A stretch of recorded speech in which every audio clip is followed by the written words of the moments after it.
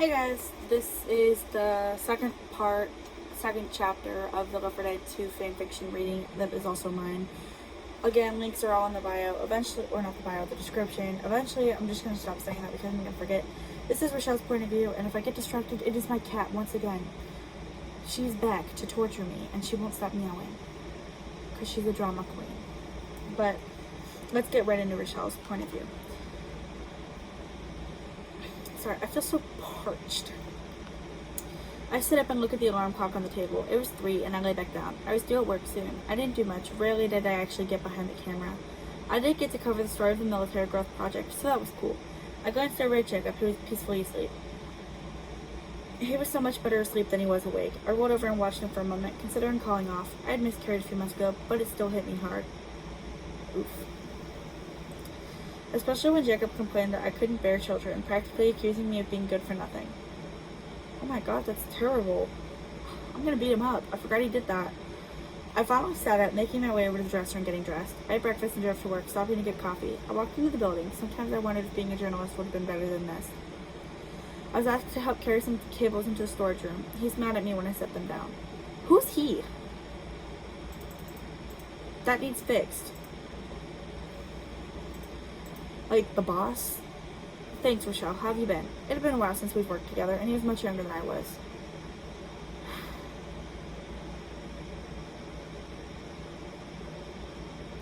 I smiled at him, too.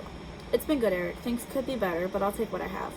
Okay, so it's Eric. Eric is he, but you can't just drop... I don't know what he, she's... what they're called.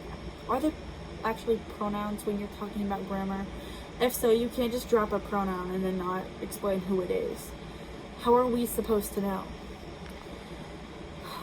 I don't know. I guess it works, but it also really threw me off there, so I might want to fix that. He nods, and we start walking back to the newsroom. I sat at my desk, shuffling through the topics being covered today. The cameraman stood not too far away, turning the camera on Michael Phillips. Michael had been here for years, and he was one of our most popular news anchors. He was due here at 2 every day, and I hoped one day I would be the one delivering more stories. Basically, I hope one day I'm going to take his place, which is not necessarily wrong, because, the more, I guess, senior it is, the more closer he is to retirement. When he does retire, you want to have that spot. My hair looks really gray in this lighting. I actually just recently discovered I used to dress like an old woman, so I'm going to roll with it. Jane was our meteorologist, and Michael also handled sports. I sipped my coffee casually, watching as Michael dove into another story that happened last night. My job was kind of boring, but the people were nice, and I was starting to work my way up the ladder. My phone vibrated, and it was Jacob. Hey, when are you going to come home today? I sighed. He knows my schedule. It doesn't change very much. I'll be home as soon as I can. I might not need to stay for the entirety of the shift. We're doing something right now. Like what? A story. I love you, and I'll see you later. I sent a heart and tucked my phone away. Jacob always wanted to know where I was and who I was with, but he knew I didn't go anywhere I shouldn't. When there was a commercial break, oh my god, I can't speak. I helped set up the lighting and microphone, and the green screen was put up further away from the regular set. Most of my time was spent helping out around here. I only got to cover the story of the project last year. Very rarely are there updates, but when there are, I get to do those too. Suddenly my boss tapped my shoulder. He was in his 40s, easily, but he was kind to everyone. Why does his age matter? Why does his age matter? And also, in his 40s, that's literally 11 years older than you. Why does his age matter? At least 11, give or take. Mostly give, because you can't just take. She's 29. He motioned for me to follow him, so I went to his office and gestured for me to sit down. Rochelle, we need to talk about some things. My heart began to beat faster. Was I getting fired? Was I in trouble? Was this a good thing? Honestly, I've never had a manager come and be like, we need to talk. And I've never had it happen, but even if they were to be like, hey, you and I, we need to talk. I'm a good person. I know I didn't do anything wrong, so what do we have to talk about? Literally, just the other day, I walked into work, and one of my coworkers showed me a picture of our mirror that we had in the break room, and it was broken. He goes, that's going to come out of your paycheck. He's like, everything checks out. You were here. We're going to say you did it. And I was like, I literally just got here. I have no idea what you're talking about. Also, low-key, not to be, I guess, a buzzkill or anything, but you can check what time that picture was taken, so they'll know that I wasn't here to break it. And he was like, nah, I'm just playing. But, even then, it wasn't even that serious. And it was a coworker, not an actual manager. So, most of the time when managers call me in, I wouldn't worry, because just be a good person. If you're a good person, you have nothing to worry about. That's like lying. If you lie, you have to continue it and make up more to go with it. If you just tell the truth, everyone can just forget about what happened. Back to the book, though. So, I've noticed the amount of effort you put into your work, and your passion is clear. I was wondering if you'd like to become one of our reporters. You'll take Samantha's spot. Who's Samantha? I know a Samantha, so if you're watching this, I'm sorry, but, who are you in my book? I don't think I knew my Sam before this one. My eyes widen and my jaw drops before I quickly close it. Yeah, of course. It would be an honor for me to take her spot. Is everything okay? Yeah, but she's moving, so she'll be transferring out here, leaving the seat next to Michael empty. Okay, have an empty seat. What are people gonna do, cry? As long as they get their news, they don't care. Anyways, I nod. I understand completely. I'll do it. What will I need to do? Well, you need to be here at 2 a.m. every morning, and you'll have to be quick at reading. You're familiar with the setup behind their desk, correct? I nod. The papers on it are there to help them keep track of the stories, right? Right. What's the soonest you think you could move up? Wait, no. Rochelle was clarifying that the papers on their desks were there to help them keep track of where they're at and what they've already reported. And he says, right. What's the soonest you think you could move up? Whenever you need me, sir. I was beaming, but I couldn't help it. I was finally going to get what I was working for. He nods. She's got 1 week left for us, so could you start coming in at 2 beginning next week? I sure can. Alright, bright and early Monday next week. He smiles at me naively, feeling excited. I wouldn't just be some helper around here. I would be delivering stories next to Michael. As if Michael's some, like, celebrity. Actually, you know what? It must be super weird, like, seeing somebody's face on the evening news, and then, like, you meet them in the grocery store. That might be a little bit awkward. Like, it's almost like they're a local celebrity, but they're also not. I just thought that would be pretty cool. When I got a lunch break, which was more like breakfast due to how early it was, I called Jacob. I rang and went to voicemail, so I called him again. Finally, he answered groggily. What do you want? Babe, guess what? I exclaimed, trying to keep my excitement low. I was still out in public. What? He asks, and it sounded like he was barely listening. I'm going to take over Samantha's spot. I'll be on the news. He made a grumbling sound, as if in approval, but I couldn't be sure. Jacob, aren't you happy? This will be more money. I have to come in at 2 every day, though, but it's worth it. Yes, baby, I'm happy. Jacob is such an L. He's an L person. Him and Francis would get along perfectly. I stood on the bench outside the building, staring down at the breakfast sandwich I had got. I suddenly wasn't hungry anymore. Jacob wasn't happy or excited. He was just there. Ooh. Well, I have to get back to work. I love you.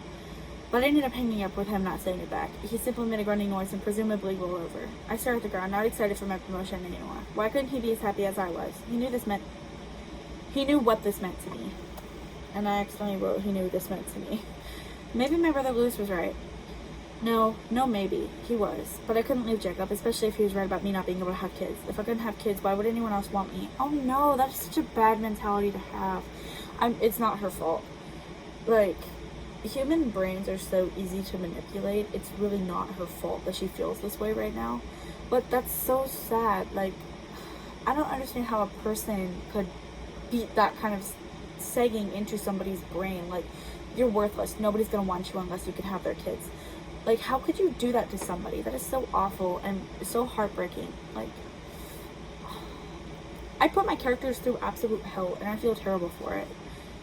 At least that's what Jacob told me when I said maybe we weren't meant to be together. I wished I could leave, but then sometimes he was so nice you'd never think he'd utter those cruel words.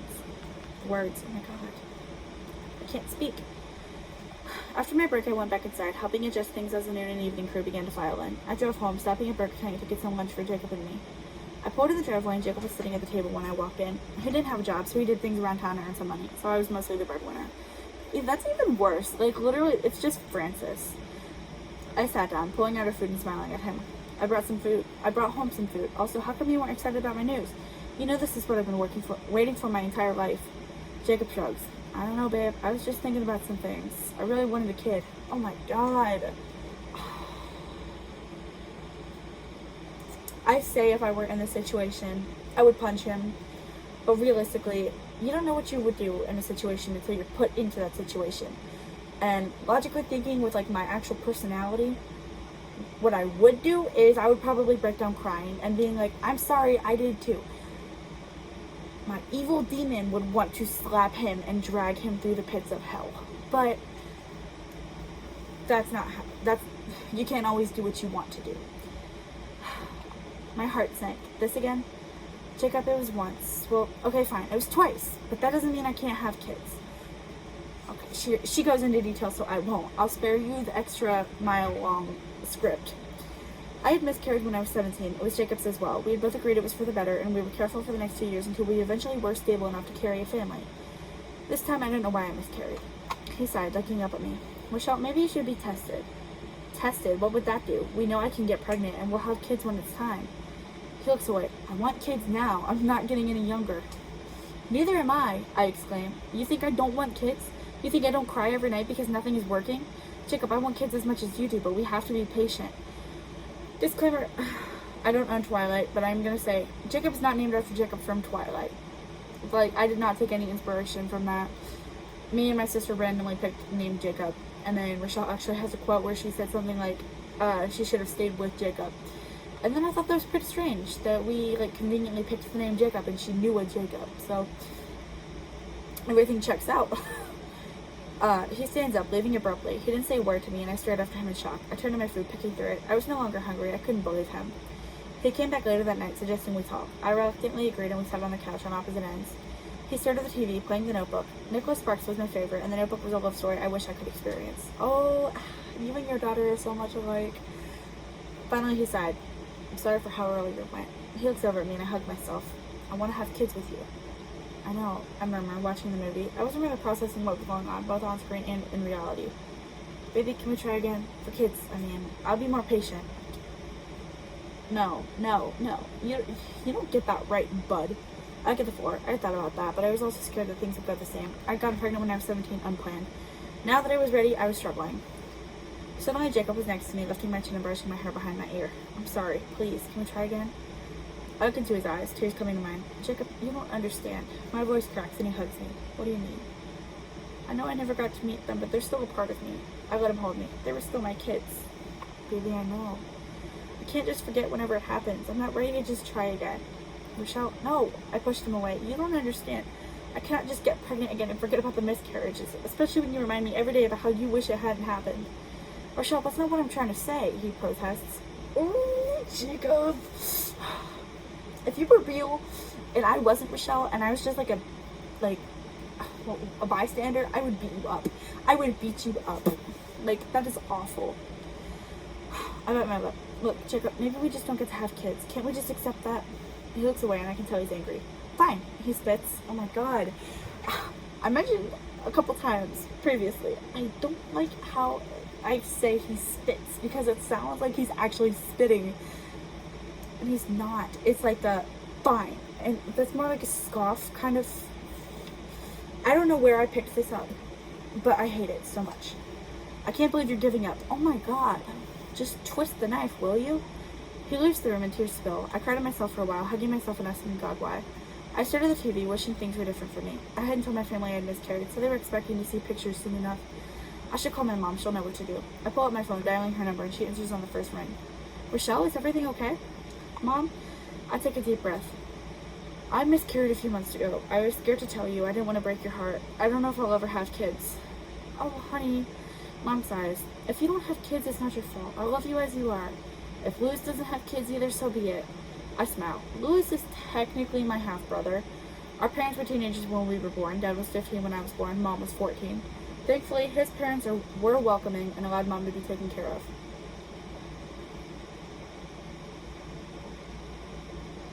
Okay, here we go. If that doesn't make sense, because for a second there, I didn't get it. So they were teenagers, teen parents when Rochelle was born. And Coach's parents, Coach is her dad. I don't know if it was mentioned yet in the story yet. But if you know from the last videos, Coach is her dad, so Coach's parents took care of her mom while she was pregnant. Louis was born when Dad was 17 and his mom had been 18 at the time. Ooh, that's kind of icky. It was more of an accident since Dad cheated. He learned his lesson and got full custody of Louis before he could even walk. Brother, what? You weren't even a legal adult yet and they gave you custody? I don't think that's even legal. I don't think that's even possible. Of course, this is like I think Lewis was born in the like 1990.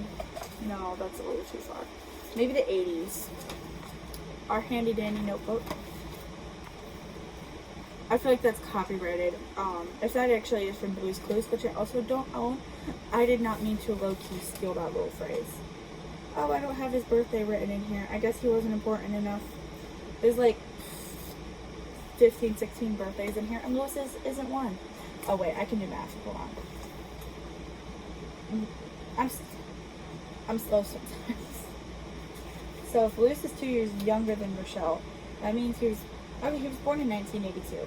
So I don't know what the laws were like back then, and also I don't know what the laws in Cleveland, Ohio are like either.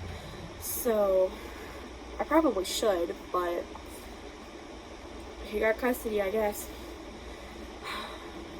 Despite its flaws, I loved my family, and I knew they loved me for mine. Thanks, Mom. Do you think I'll ever have kids? Rochelle, if you're meant to have kids, it'll happen on its own time. In its own time. I smiled. You're right. Thank you for being supportive and understanding. Anytime. Do you need anything else? Oh my god, they're so like quick to get off the phone with each other. They're like, are you done talking? Like I have stuff to do. I have a loving family. So we don't really call each other a whole lot. We don't really have reason to, but when we do, it's not, oh look, special guest. Just showed you guys her head. When we do call each other, it's not, okay, cool. Anything else? It's like, okay, well that's solved. I love you. We'll see you later. Whatever. But it's not, okay, do you need anything else? I'm trying to leave. Anyways, no, I think I'm fine. Are you still with Jacob?